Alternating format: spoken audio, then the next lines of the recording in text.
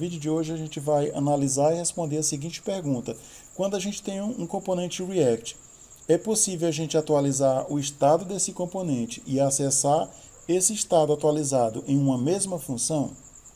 Se a gente ver na internet aqui, tem bastante reclamação com o uso dessa funcionalidade. Por exemplo, aqui o rapaz aqui está perguntando, React Hooks, acessando up-to-date state from within a callback, ou seja, ele quer acessar o valor atual dentro de uma função de callback.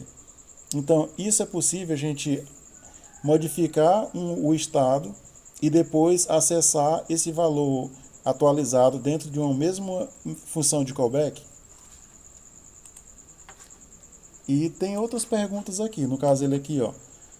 Use state set method not reflecting change immediately. Ou seja, está dizendo aqui que o use state ele não está refletindo a mudança imediatamente, que é o mesmo cenário, né? E a gente tem mais um outro caso aqui. Ó, set state não atualiza o estado imediatamente. Então, todas essas perguntas aqui a gente vai ver os porquês, se sim ou se não, se isso é possível a gente atualizar e acessar esse valor atualizado dentro de uma mesma função, e vocês vão entender por que isso ou acontece ou não acontece. Eu fiz o setup mínimo aqui, né? Que no caso são esses dois botões, e a gente está mostrando o valor. Eu vou até carregar a página aqui para ele carregar o exemplo, para ele carregar o estado inicial, né? Então aqui, ó, vocês estão vendo que a gente declarou aqui esse estado inicial, que é o contador, que é o 0. Aqui a gente fez as duas funções, que é o que a gente espera que aconteça, né? No caso aqui, a gente tem essa função app, que ele vai mostrar o valor atual antes da gente atualizar, né? Então a gente espera que ele mostre aqui o 0. A gente vai querer atualizar esse valor para o count mais 1, ou seja, vai ficar o 0 mais 1 vai ficar 1, né? Então aqui a gente quer que renderize 1. E depois da renderização, a gente quer que ele já mostre aqui o valor atualizado. No caso, quando eu clicar aqui, ó, no 0, é para ir para o 1, né? No caso aqui, ó, na renderização foi para o 1, mas aqui no console.log ele continua no 0. Aí, ou seja, a gente vai ver aqui que ele está sempre uma defasagem. Aqui vai mostrar sempre um a menos do que aqui, né? Bacana, então vocês já viram aí que não é possível a gente modificar e acessar esse valor atualizado dentro de uma mesma chamada de função, né? Então aqui, ó, se eu clicar de novo aqui, ele vai para o 2, só que aqui ele continua mostrando o valor anterior, né? Então, galera, aqui a gente tem basicamente dois motivos para não acontecer do jeito que era esperado, né? O primeiro é porque a gente está fazendo uso aqui de um closure. E aí, como é que funciona aqui, galera? Esse método não, essa função app aqui, ela está usando esse count, né? No caso aqui, ela está mostrando o valor de count, depois ela está atualizando o valor de count, e depois ela está mostrando de novo.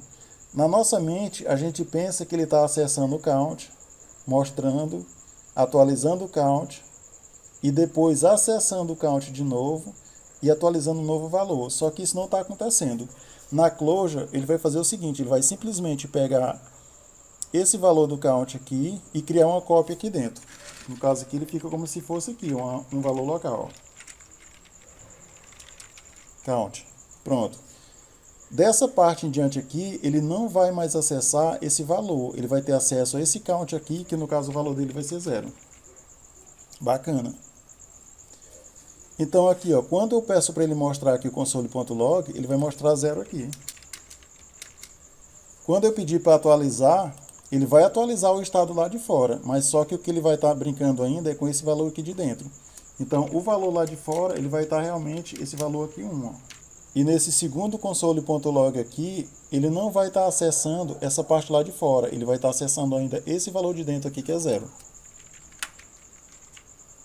Então é por isso que quando eu chamar ou esse método app ou esse método down aqui, ele vai estar trabalhando com a closure e não com esse valor de fora. Então aqui, ó.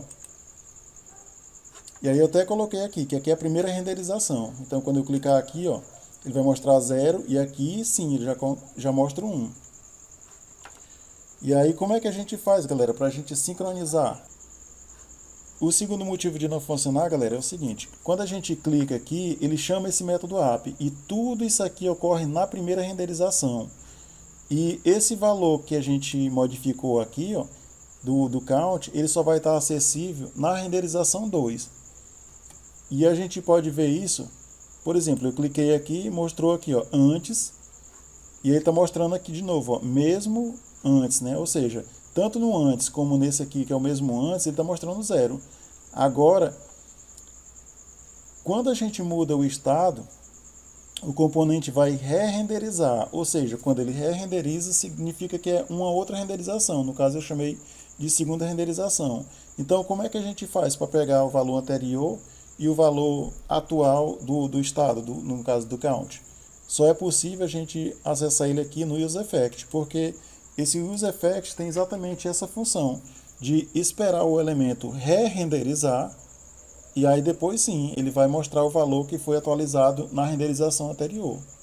Então aqui, galera, respondendo à pergunta, não é possível a gente atualizar o estado de um componente e acessar esse novo valor dentro de uma mesma chamada de função. Porque funciona da seguinte maneira. Nessa renderização, tu modifica o estado, e aí na próxima renderização, tu vai colher, ou seja, tu vai poder acessar esse novo estado. Então é isso, galera. Espero que vocês tenham gostado do vídeo. Qualquer dúvida aí, deixe nos comentários e tamo junto.